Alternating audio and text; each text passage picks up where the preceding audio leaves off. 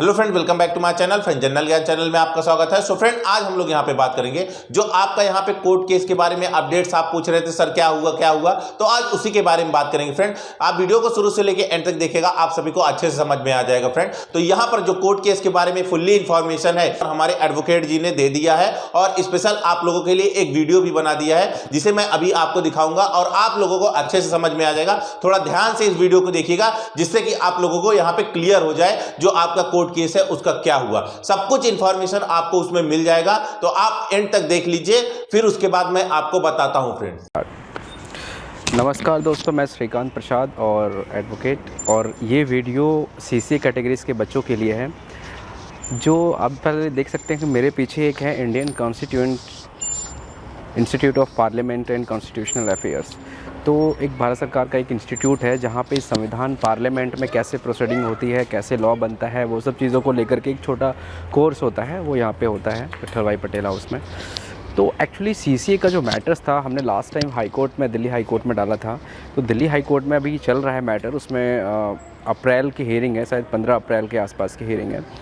तो high court में actually हमने जब आर्गूमेंट शुरू की थी, क्योंकि आपको मैंने कई बार बता भी चुका हूँ कि ये पिटिशन और वो पिटिशन में बहुत फ़र्क था सरकमस्टेंसेस का, प्रेयर्स का। तो वो पिटिशन उस समय फ़ाइल हुई थी जब सरकमस्टेंसेस अलग थे, जब वैकेंट सीटें जो है खाली नहीं थी, जब एग्ज़ाम भी कंडक्ट नहीं हुआ था। लेकिन अब एग्ज़ाम कंडक्ट हो चुका है और अभी मोर देन बहुत सारे जोन्स के सीसीए कैटेगरीज़ की कट ऑफ जो है वो लिस्ट आ रही है।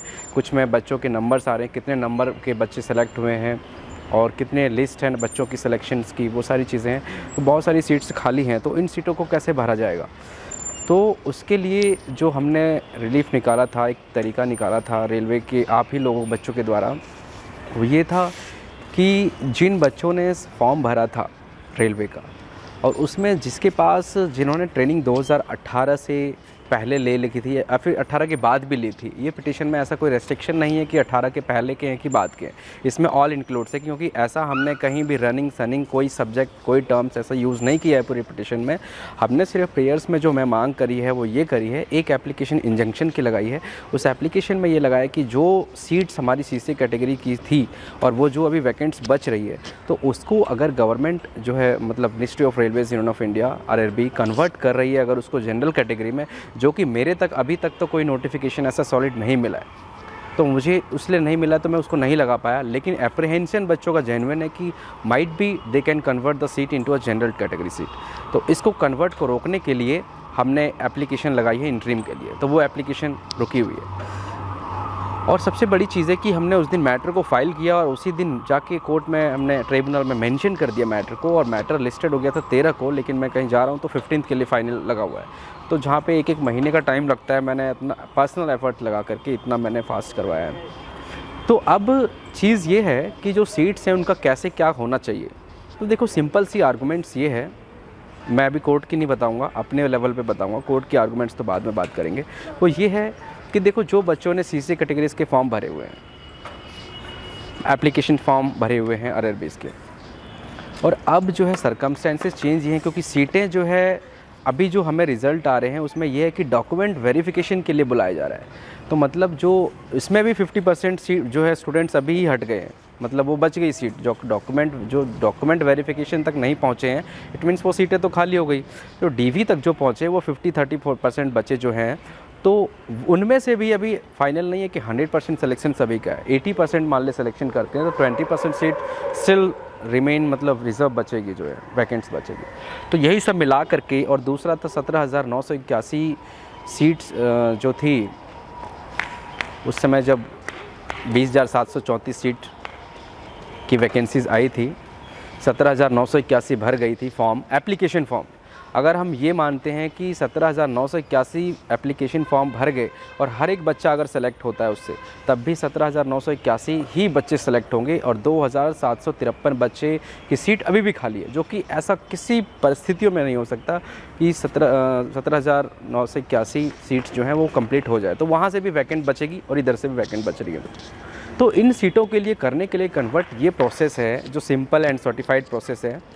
कि जिन बच्चों ने एप्लीकेशन ऑलरेडी दे दिया है, एग्ज़ाम ऑलरेडी दे दिया है, सर्टिफिकेट्स आ चुके हैं, तो इसमें कोई भी ऐसा प्रेजुडाइज नहीं होगा, हैरेसमेंट नहीं होगा, एफर्ट्स नहीं लेना पड़ेगा यूनियन ऑफ इंडिया को कि आपको दोबारा से एग्ज़ाम कराना है या फिर दोबारा से कुछ करना है, कोई मेहनत लगेगी या पैसा लगेगा। सिर्फ सिंपली शॉर्ट में आपको सर्टिफिकेट की कंसिडरेशन के लिए डाल देना, because vacancies are there, seats खाली हैं। तो सीट्स खाली हैं तो उनको दोबारा से एग्ज़ाम होगा, कई सालों में होगा। जब यही वाला 4 साल में हो गया तो वो कितने सालों बाद होगा।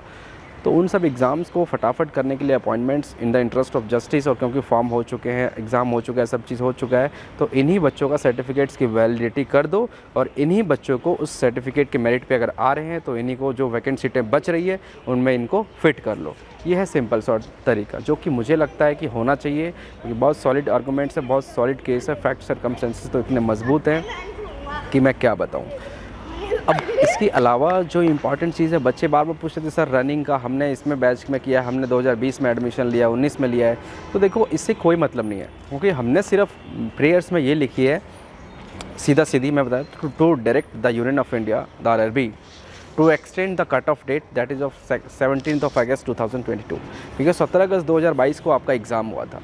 तो मैं ये कह रहा हूँ कि इस दिन को आप जो 12 अप्रैल 2019 का कट ऑफ डेट था, जो टेक्निकल बेस था, उसके ऊपर कोई नहीं हुआ।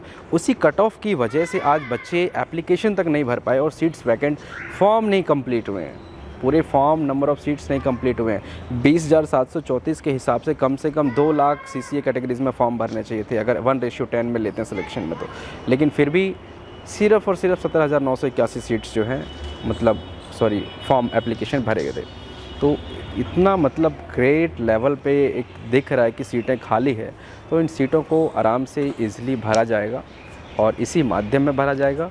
और ये सारी आर्गुमेंट्स हम लोग हाई कोर्ट में नहीं रख सकते थे, क्योंकि उस समय का जो OA था नीचे से ट्राइब्यूनल से, वो अलग मैटर बन के आ रहा था और उस मैटर में हम लोग कुछ नहीं कर सकते थे, रेस्ट्रिक्टेड थे सर्कमस्टेंसेस की वजह से। लेकिन अब सब चीज़ चेंज हो गई है, अब हम लोग फेवर में हैं, मतलब फैक्ट्स फेवर में, सर्कमस्टेंसेस फेवर में है। अब हम लोग उसको जीतने वाले हैं। And best of luck to you.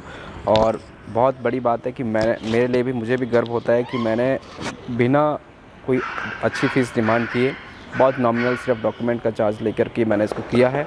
तो मुझे भरोसा है कि हम इसको जीतेंगे और इसको प्रूफ करेंगे। आप लोगों की बहुत बच्चे, सभी बच्चे मोस्टली वही होते हैं जो मिडिल क्लास से भी नीचे से भी होते हैं RRBs में। सब बच्चों को देखा जाएगा, इंटरेस्ट चेक कर सबका किया जाएगा, इसलिए मैं लगा हुआ हूँ। तो 15 तारीख को आप लोगों की हियरिंग है और सबको बेस्ट ऑफ लक देता हूँ।